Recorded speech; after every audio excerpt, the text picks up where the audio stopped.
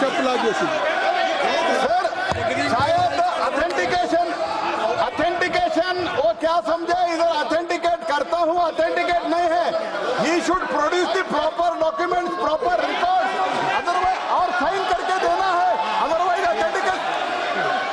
उनको बोलिए भाषण। सर यूएस गवर्नमेंट ने ऑथेंटिकेट कर दिया था। स्पीकर आप कंक्लूड करें। Sir, speaker sir, minister has asked मी। तो फिर मिनिस्टर की बात मत करिए, बट बोलो तो कंक्लूड तो करने दीजिए सर। conclude करिए। Sir, minister of parliamentary affairs has asked me to authenticate my allegations. I have them written here. I am going to authenticate. Oh, that is a procedure.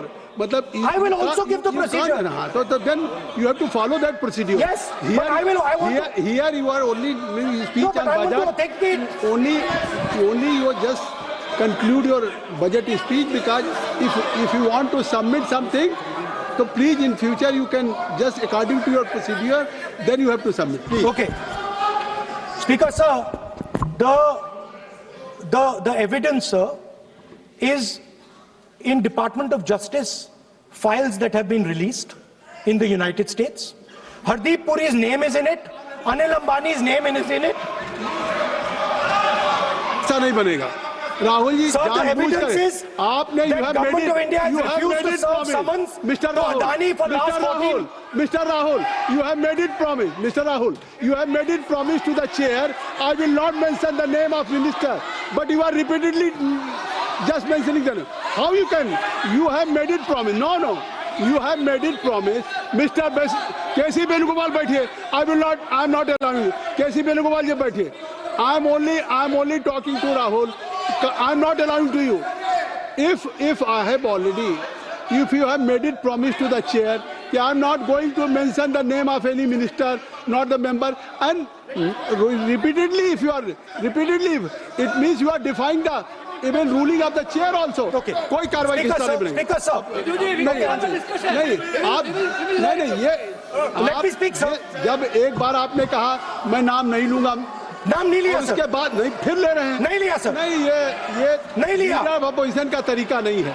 आपने शुरू में कहा कि मैंने व्यवस्था दी, मैंने पीठ से व्यवस्था दी, और आप इसके बाद कह रहे हैं। आप ये बताइए कि ये हाउस आज बजट स्पीच है जनरल, इसके पहले महामहिम राष्ट्रपति का अभिभाषण था। अगर महामहिम राष्ट्रपति के अभिभाषण पे क्या भाषण होता है, बजट पे आपकी क्या स्पीच होनी चाहिए, डिमांड फॉर ग्रांट्स में क्या स्पीच होनी चाहिए, आपको ये पता होना चाहिए कि आज जनरल बजट पे आपका क्या विषय होना चाहिए। आप महामहिम राष्ट्रपति के भाषण पे जो बोल सकते हैं वो वहाँ बोलना चाहिए, तो वहाँ नहीं बोले। अब आप बजट पे बोल रहे, कल डिमांड फॉर ग्रांट्स होगा किसी बिल पे, तो ये सदन अलग अलग जब विषयों पे होता है। नहीं आज आप बोलने तो दूंगा, लेकिन ऐसा नहीं कि बिना नियमों के आप बोलेंगे। या जब आपको एक बार चेयर से कोई रूलिंग होती है, आप देखिए इसी चेयर से रूलिंग हुई, सारे मेंबर्स कितने संतुष्ट होंगे। सभी अगर मेंबर से पार्लियामेंट के किसी भी पार्टी की बात किया जाए तो स्पीकर साहब के रात को 12-12 बजे तक सभी मेंबर्स को बुलाते हैं, और आपको बोलने का समय दिया जा रहा था, तब भी आप एक वोट ऑफ नो कॉन्फिडेंस ला रहे हैं। तो आज जिस तरीके से आप करेंगे, क्या बात आप करें, ऐसे थोड़ी तरीका होता है। आप ही बोलते रहेंगे। Allow him to conclude, sir. देखिए केसी वेणुगोपाल जी जब राष्ट्रपति के भाषण पे भी स्पीकर साहब लगातार अलाउ कर रहे थे, आप बाहर जाके कहते थे स्पीकर साहब बोलने नहीं दे रहे। आज आप 40 minute. Speaker sir, I'm concluding now. I only started to say that because the minister said that I should authenticate. Now I have the papers to authenticate. I have it here. One second, please. I have the paper. Now I said to you, one second, I have the documents here. I said to you that I will authenticate, and I will also I will authenticate right now, and I will put it there on the table. But you're not allowing me to do it. Anyway, I understand that.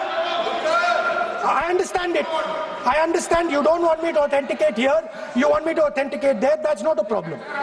What I want to conclude with, sir, is we are heading into turbulent times, and the nation has been sold. The nation has been sold out. Its data has been sold. Its farmers have been sold. Already you have said. I think so. Can I conclude?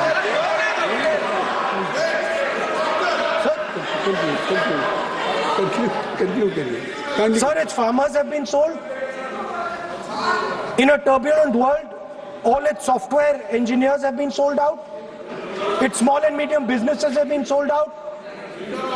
And most importantly, our forces and our energy security has been sold out. Thank you, Speaker. Shri Anurag ji कुछ हमारा सिर्फ इतना request है, parliamentary affairs में अभी process authentic, क्योंकि हमने पहले कह चुके हैं कि ऑथेंटिकेशन करना जरूरी है. There is a process to submit the authentication. वो तो हम मांग करेंगे और लीडर ऑफ ओपोजिशन ने भी माना है कि वो करेंगे. ड्यू प्रोसेस से आप करना है. लेकिन जो मुझे कहना है, जो मुझे एक लाइन कहना है, आप सुनिए. राहुल जी ने कहा कि हमारा देश, भारत देश को आपने सेल कर दिया है. मैं सदन में कहना चाहता हूं, आज तक कोई माई के लाल पैदा नहीं हुआ जो भारत को सेल कर सकता है, कोई खरीद सकता है. नहीं हो सकता है. और आपने प्रधानमंत्री जी को कहा, मैं दावे के साथ कहता हूं, इस देश का आज तक सबसे मजबूत प्रधानमंत्री नरेंद्र मोदी जी है. कोई हिला नहीं सकते, कोई हिला नहीं सकते. आपका कहने से क्या होगा? आप लोगों ने देश को इतना कमजोर बना के रखा है. 2014 तक हमारा देश को आप लोगों ने क्या हालत बनाया, और आज देश मजबूती से आगे बढ़ रहा है. आप लोग खुश नहीं है. भारत आगे बढ़ने से कांग्रेस दुखी हो जाते हैं. इसी से तो हम लोग का चिंता है.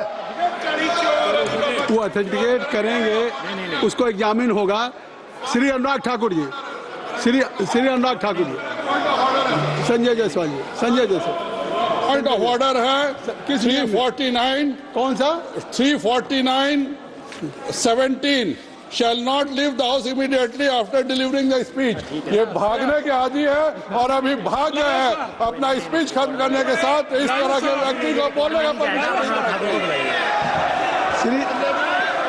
श्री अनुराग ठाकुर जी, श्री अनुराग ठाकुर जी. धन्यवाद सभापति महोदय. पहले ये होता था कि हमारे भाषण के बीच में राहुल जी भाग जाते थे. अब तो ये स्थिति आ गई कि पहले भागना शुरू कर दिया, क्योंकि जिनको झूठ बोलने की आदत होती है वो ज्यादा देर टिक नहीं पाते. ना उनके आरोप टिक पाए कभी, ना ये नेता कभी टिक पाए. और उनके भाषण के बाद मैं शुरुआत तो ये कहूंगा, एक अरसा हुआ कि आप नींद से जागे नहीं.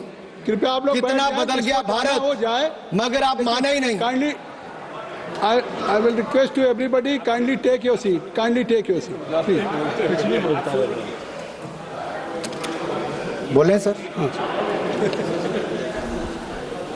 एक अरसा हुआ कि आप नींद से जागे ही नहीं. कितना बदल गया भारत, मगर आप माने ही नहीं. बात जमीन की करते हो, मगर जमीन पर उतरिए तो सही. तब के मजबूर भारत से, तब के मजबूर भारत से अब के मजबूत भारत की तस्वीर देखिए तो सही. सर ऐसा लग रहा था कोई दंगल में उतर आया है. सर ग्रिप की बात कर रहे थे और अपनी कमजोरी दिखाकर चले गए. इन लोगों ने अपने समय अर्थव्यवस्था को इतना जकड़ा था भ्रष्टाचार के कारण कि दुनिया की लड़खड़ाती चरमराती अर्थव्यवस्थाओं में भारत को लाकर खड़ा कर दिया था. मोदी सरकार आने के बाद लड़खड़ाती चरमराती नहीं, दुनिया की चौथी बड़ी अर्थव्यवस्था भारत बन गया. वो निर्मला जी की मुस्कुराहट की बात कर रहे थे.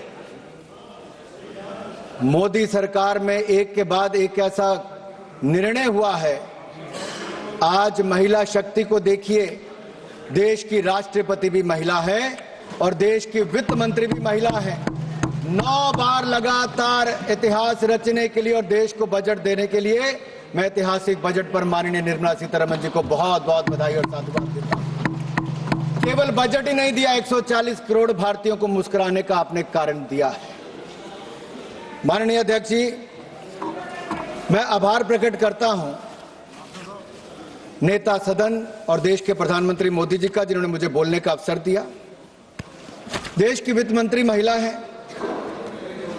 और हमारे माताओं बहनों में बजट और बचत की जो समझ है वो भगवान का आशीर्वाद है।